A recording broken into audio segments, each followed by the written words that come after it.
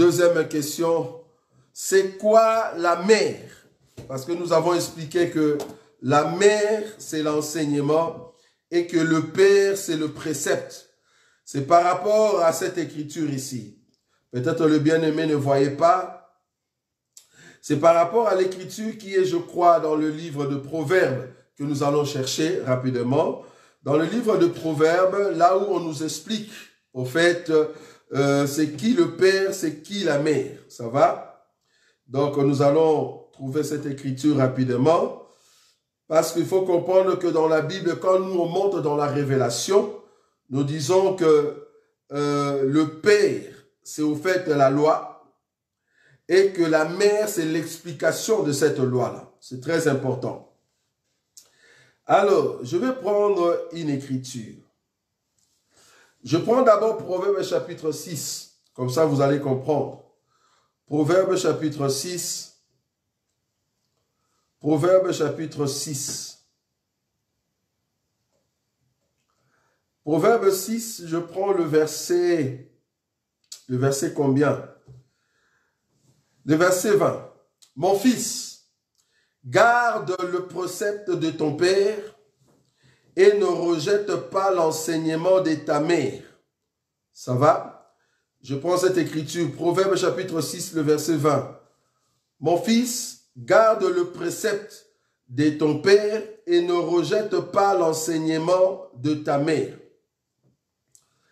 Alors, je peux prendre encore une autre écriture qui peut m'aider à trouver vraiment le sens exact de cette pensée par rapport à cet enseignement.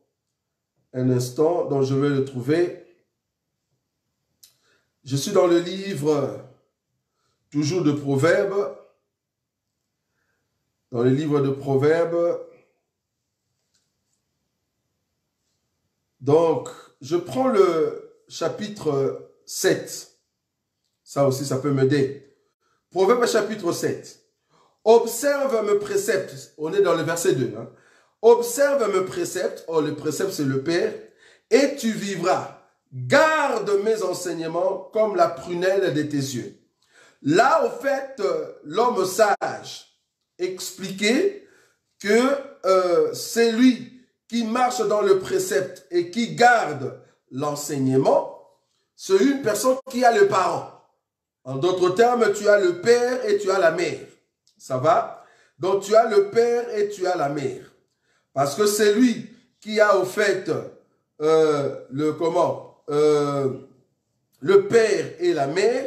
Cette personne a au fait le deux ailes pour marcher. Ça va? Le deux ailes pour aller de l'avant.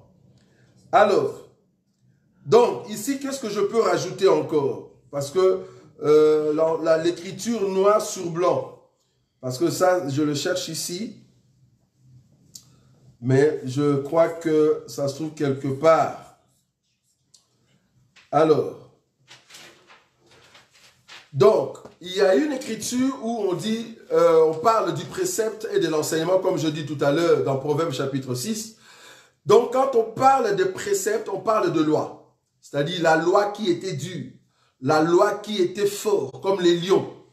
Maintenant, il fallait que cette loi puisse trouver l'explication par rapport à un enseignement. Pourquoi? Parce que la loi en soi ne donne pas la vie.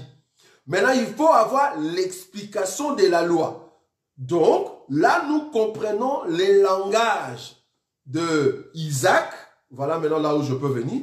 Nous comprenons les langages d'Isaac. Quand il a dit à Ésaü, va me chercher du gibier. Est-ce que vous voyez ça? Ça, c'est le père, le précepte. Va me chercher le gibier. Parce que je veux mourir, j'ai envie de manger. Ça, c'est le père qui parle. Mais la mère a pris maintenant les langages du père. Il a donné l'explication du père. C'est-à-dire les gibiers en question, il ne faut pas aller très loin. Ça se trouve à la maison. Vous voyez? Jacob maintenant va écouter au fait l'enseignement de la mère. Mais Ésaü a écouté seulement les préceptes du père. Or, si tu continues dans les préceptes du père, tu ne seras pas béni. Pour être béni du père, il faut écouter l'enseignement de la mère. C'est-à-dire l'explication du gibier. C'est Rebecca qui avait ça. C'est la personne qui avait l'explication du terme gibier. Va me chercher du gibier pour que je mange. Prépare-moi du gibier. La personne qui avait cette explication, c'était Rebecca. Parce que Rebecca connaissait le goût du père. Est-ce que vous voyez ça? Donc le père peut parler. Si nous n'avons pas l'explication de la mère, nous sommes au fait voués à la malédiction. Parce qu'en réalité, la loi, le précepte, c'est le rugissement du lion. Est-ce que vous voyez? C'est le langage du lion. Or, dans les lions, il y a le miel. Donc, il faut que nous ayons l'explication. Le miel, c'est l'explication, la partie où la lumière arrive. C'est là-bas que nous pouvons manger. Parce que les lions, tu ne sauras pas les manger. Maintenant, il faut attendre l'intervention de l'abeille. Ça, c'est très bon. Parce que la mère, en réalité, c'est l'abeille qui amène au fait le miel. Il va prendre les entrailles du lion, il va changer les entrailles du lion par le miel. C'est comme ça que Samson peut manger. Parce que tu ne peux pas manger les lions. Il faut attendre jusqu'à ce que l'abeille vienne pour changer les entrailles du lion au miel. C'est alors que tu peux prendre le miel et manger. Parce que tu ne peux pas manger la loi. La loi va te tuer. La loi, c'est les lions. Il faut attendre jusqu'à ce que la grâce, l'enseignement, la mère arrive. Donc, la mère, c'est l'explication de la loi. En d'autres termes, la mère, c'est Aaron. Aaron qui explique Moïse qui est le père. Moïse qui a les langages difficiles, il faut que Aaron l'explique. Oh, Aaron, c'est l'enseignement de la mère. Est-ce que vous voyez ça? Donc, Jésus, qui parlait en parabole auprès de pharisiens et de sadducéens, c'était le langage du Père, codé, caché, cacheté. Mais le même Jésus, il va jouer le rôle de la mère. Il explique la parabole à ses disciples. Est-ce que vous voyez? Donc Jésus a joué le rôle du Père et il a joué le rôle de la mère. Quand il parle en parabole, on ne comprend pas. Il nous faut l'explication de cette parabole. Alors, il va amener l'enseignement de la parabole. Donc, l'explication de la parabole, c'est ça la mère. Ça va? C'est comme ça que nous expliquons. Alors, il y a quelqu'un qui nous a dit, expliquez-nous 1 Roi chapitre 8, verset 27. Bon, on va lire ça. 1 Roi chapitre... Voilà. 1 Roi chapitre 8, le verset 27. Nous allons lire cette écriture que nous dit la parole de Dieu. Chapitre 27. La Bible dit ceci. 1 Roi chapitre 8, verset 27, parce que le musulman utilise ces versets pour dire que rien ne peut contenir Dieu. Ok, ça va. 1 Roi chapitre 8, le verset 27. Mais quoi? Dieu habiterait-il véritablement sur la terre? Voici les cieux, et les cieux de cieux ne peuvent te contenir. Combien moins cette maison que je t'ai bâtie? Toutefois, le verset 9, le verset 28, fallait continuer. Au lieu de rester seulement dans le verset 27. Toutefois, Éternel mon Dieu, sois attentif à la prière de ton serviteur et à sa supplication. Écoute le cri et la prière que t'adresse aujourd'hui ton serviteur.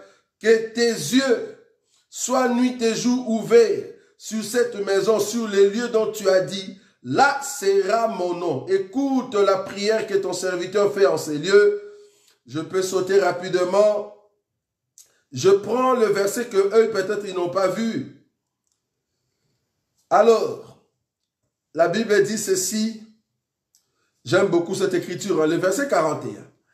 Quand l'étranger qui n'est pas de ton peuple d'Israël viendra d'un pays lointain à cause de ton nom, car on saura que ton nom est grand, ta main forte et ton bras étendu, quand il viendra prier dans cette maison, exauce-le des cieux, du lieu de ta demeure, et accorde à cet étranger tout ce qui te demandera afin que tout le peuple de la terre connaisse ton nom, pour te craindre comme ton peuple d'Israël, et sache que ton nom est invoqué sur cette maison que j'ai bâtie.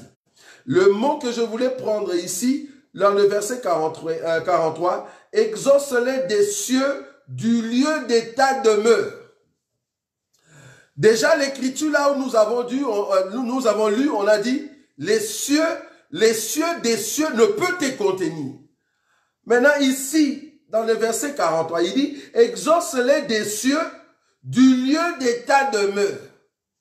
Donc, si déjà les cieux des cieux ne peuvent les contenir, maintenant, sa demeure est où?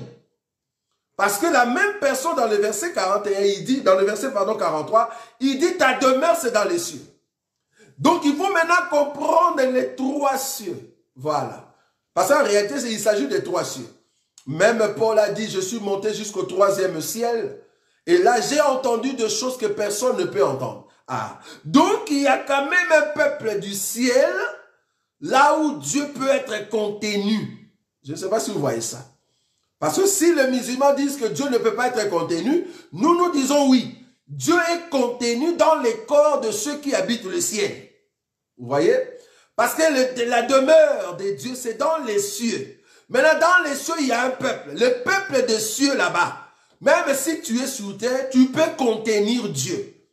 Parce que Dieu habite là-bas et nous habitons là-bas. Parce que nous sommes le peuple du ciel. Donc Dieu, qui a dit, cieux de cieux ne peut te contenir par le biais de Salomon, nous croyons que ce Dieu-là est contenu dans nos cœurs. Pourquoi? Parce que nous sommes le peuple des cieux, là où Dieu habite. Là où Dieu fait sa demeure. Si tu habites avec Dieu, tu peux contenir Dieu. Voilà. Et ça, les musulmans ne peuvent pas voir. Donc le fait que Jésus est venu de cieux et qu'il est venu sur terre, comme c'est un peuple de cieux, parce qu'il n'habite pas sur terre, il n'est pas de la terre, il est du ciel, parce que Jésus lui-même a dit, vous êtes dans le monde, mais vous n'êtes pas du monde. Est-ce que vous voyez ça? Père, je prie vers toi pour que tu ne puisses pas les ôter, mais que tu puisses les préserver. Parce qu'ils sont sur la terre, mais ils ne sont pas du monde.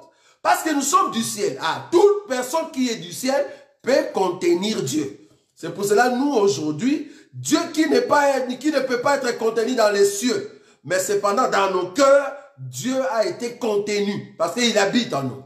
Donc, du coup, là, il tombe par rapport à cette écriture. Rien que dans ce passage-là, dans le même chapitre, si tu commences au-dessus, tu descends. Parce que quand on parlait cieux de cieux ne peut te contenir, c'est par rapport à la grandeur. C'est par rapport à la grandeur de ces grands dieux. Et par rapport au mouvement. Mais cependant, nous croyons que Dieu, sa demeure, c'est au fait dans les cieux. Or, dans les cieux, il y a un peuple des cieux. Et ce peuple des cieux qui est sur terre doit contenir celui qui vit dans les cieux. C'est pour cela que nous possédons Dieu. Aujourd'hui, Dieu est vu par nous. Parce que c'est nous qui portions Dieu. Ça vous voyez? Et Dieu est contenu dans nos cœurs. C'est pour cela que nous vivons dans la divinité. Nous démontrons en fait la divinité. Ça va? Bon, ça, les musulmans ne peuvent pas voir parce que Dieu n'est pas leur Père. J'ai déjà dit ça. Nous, Dieu est notre Père, mais eux, Dieu n'est pas leur Père.